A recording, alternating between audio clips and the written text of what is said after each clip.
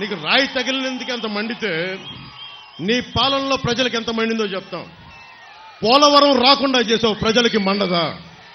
రాష్ట్రానికి రాజధాని లేకుండా చేసావు, ప్రజలకి మండదా?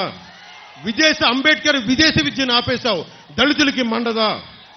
15 ఏళ్ల అమర్నాథ్ని పెట్రోల్ పోసి చెరుకు తోటలో నాయకులు తగలబెట్టేస్తే వాళ్ళకి బెయిల్ ఇప్పించావు, దానికోసం ప్రజలకి మండదా?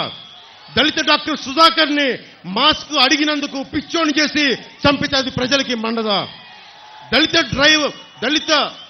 మనకి డ్రైవర్ని చంపేసి డోర్ డెలివరీ చేస్తే దళితులకి మండదా? ప్రజలకి మండదా? 30,000 మంది మహిళలు అదృశ్యమైతే ప్రజలకి మండదా? అంగన్వాడీ టీచర్లని కాల్తో తొక్కిస్తే ప్రజలకి మండదా? ఆశా వర్కర్లని అరెస్టులు చేయిస్తే ప్రజలకి మండదా? నిరంకుశతో నీ పాలన చూస్తే ప్రజలకి మండదా? అందుకే చెప్తున్నాం, కడుపు మండి ఉన్నారు జనం. ఈ రోజున అన్ని సర్వేలు, దాదాపు 11 నుంచి 13 సర్వేలు మన ఎన్డీఏ కూటమి, తెలుగుదేశం, జనసేన, భారతీయ జనతా పార్టీ 20 నుంచి 23 పార్లమెంట్లు మనం గెలుస్తున్నాం. జగన్కి మొన్న అడుగుతా ఉన్నాడు, వై నాట్ 175, వై నాట్ 175 అంటున్నాడు. బందర్ నుంచి చెప్తున్నాం, వై నాట్ 15? 150కి వచ్చిన ఒక్కటి కొడితే 15 చాలు జగన్కి, 15 చాలు జగన్కి. మీరు ఆలోచించండి, మీ భవిష్యత్తు కోసం. కులాలకి దాటి జగన్ కులాలను లేపుతాడు.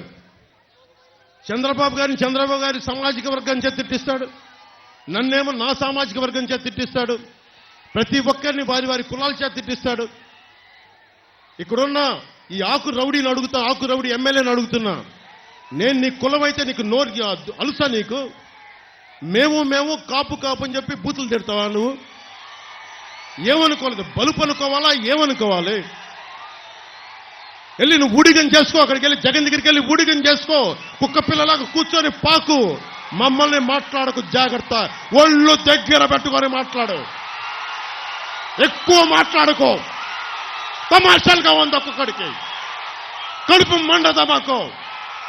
మర్యాదగా మాట్లాడతాం, మర్యాద ఇస్తాం, మర్యాద నిలబెట్టుకో. పిచ్చి వాగుళ్ళు వాక్కండి ఒక్కొక్కళ్ళు.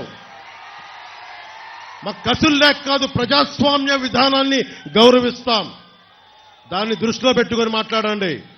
ఒళ్ళు నోరు ఇష్టం వచ్చినట్టుగా పడేయకండి.